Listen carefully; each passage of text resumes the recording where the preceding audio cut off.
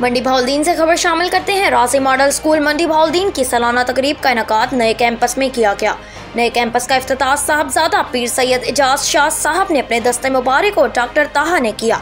तकरीब में बच्चों ने रंगारंग मलबूसात में मुख्तलिफ टैबलो परफॉर्मेंस पेश की और उसके अलावा स्कूल के बच्चों ने अपनी जानदार तकारीर से मेहमानों के दिल जीत लिए।